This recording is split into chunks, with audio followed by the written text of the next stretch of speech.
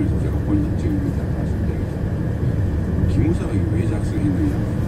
물론 수사 결과라면 추가적인 사항이 나올 수 있고 지금까지는 강민구 장관이나 기타 인원이 증명이 되었고 이철희 의원이 미수령 지휘에 따라서 미수령을 검토하는 과정에서 추가적으로 평시에 또 군이 소위 사회 혼란에 대비할 수 있는 게 계엄령이니까 검토를 했다. 그 과정에서 법무관리관실로 합참에 시켰다가 뭐 어떤 회의 석상인지 모르겠는데 우연히 대화가 나와서 기무사령관에 저희도 한번 검토해 보겠습니다 해서 검토를 받았다라고 할 게 지금까지 나온 게. 근데 이 사람들 이야기하는 거에 대해서 진위를 그냥 수사에 가리면 되는데 계속 기무사가 월권을 했다 일단 이렇게 몰아붙입니다. 그러니까 그러면 두 가지 케이스죠.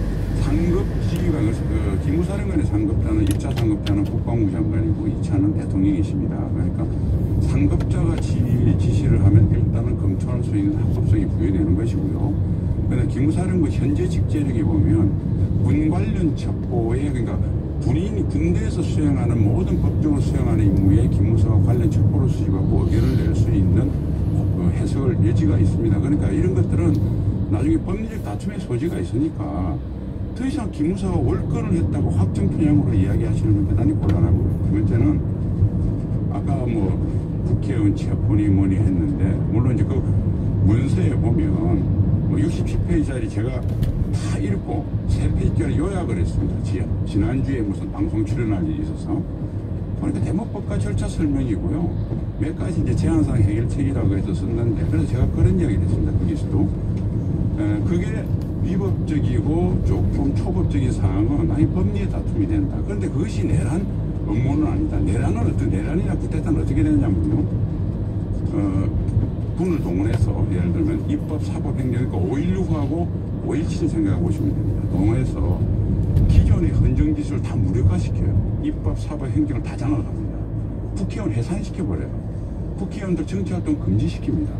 그런데 어떤 국회의원가 해산이 되고 국회의원이 정치활동 금지되는데 국회의원들이 모여서 계엄 해제 거리를 할 수 있나요?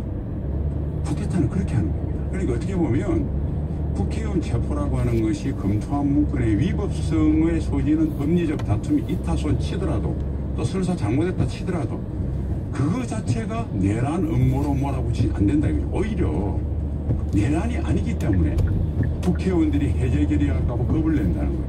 내란을 했으면 국회의원들 계엄 해제 거리를 눈치 볼 필요가 없습니다. 그래서 제가 이렇게 객관적으로 이게 수사를 거쳐서 재판을 통해서 이 문건을 작성한 위법성이 발견돼서 하는 건 좋은데 이게 내란이라고 논리를 비약하는 것 자체는 출발선상에부터 잘못됐다. 이런 말씀입니다. 네, 민동철 의원님. 예, 그렇습니다. 역사적으로 볼 때 조선시대나 고려시대도 마찬가지입니다. 무력은 예를 들어 내란을 비롯한 반역은 꿈에도 생각하지 못한 역사적인 경험이 있습니다. 그런데 이 문건을 지금 말씀을 하시는데요. 성공한 쿠데타도 처벌할 수가 있다는 게 우리가 대법원 판례였습니다. 그런데 이 문건에 아까 문건 말씀하셨는데 이 67쪽짜리의 그 국회 무력화 분명히 이렇게 돼 있어요. 국회에 의한 계엄 해제 시도 시 조치사항. 예, 그 내용 분명히 나와 있습니다. 거기에 이런 내용이 있어요. 국회의원 대상 현행범 사후 처리로 의결 정족수 미달 유도. 여러 가지 방법이 있습니다.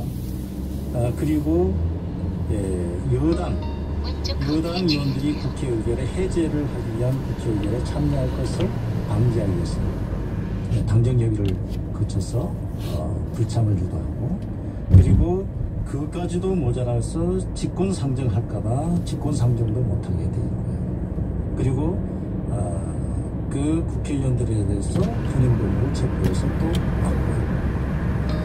헌법 77조에는 그 대통령이 계엄을 선포했을 때는 반드시 즉시 국회 통보하도록 되어 있습니다. 그 통보를 받은 국회는 계엄이 정당한지 또 어떤지를 판단해서 부당하다. 그러면 계엄의 해제를 의결할 수 있도록 되어 있습니다. 국회의 기능은 완전히 보장되어 있습니다. 어떠한 경우에도 보장되어 있습니다. 5.17 계엄을 확대할 때도 이 부분에 대해서는 없었습니다. 사후에 무력으로서 국회 자체를 해산하게 된 거죠. 그 자체가 성공한 쿠데타가 돼버린 겁니다.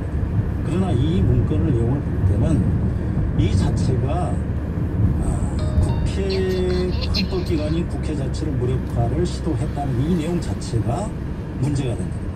이 자체가 헌법기관을 어떤 형식으로든지 물리적으로 압력을 넣어서 물리적으로 무력화시킨 이 문제가 형법상의 내란죄 그리고 군사군역법의 반란죄 국헌을 문란할 목적으로 국헌 문란이 바로 헌법기관의 기능을 마비시키는 거거든요. 그런 생각이 들어있는 이 문건을 작성했다는 것 자체가 그런 혐의가 있다. 그런 말씀을 드립니다. 그래서 더 심각하다.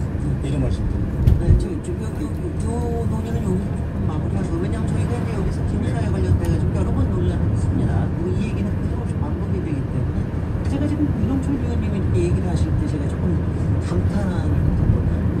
너무 차분하게 얘기를 하셔서 기무사 관련해가지고 이슈 가지고 오늘 나오신 분들 중에서 가장 차분하게 얘기하셨습니다. 보통은 이제 엄청난 분노와 이렇게 이런 걸 가지고 얘기를 하셨는데 가볍게 놀랐고요. 제가 조금 다른 쪽으로 얘기를 하겠습니다.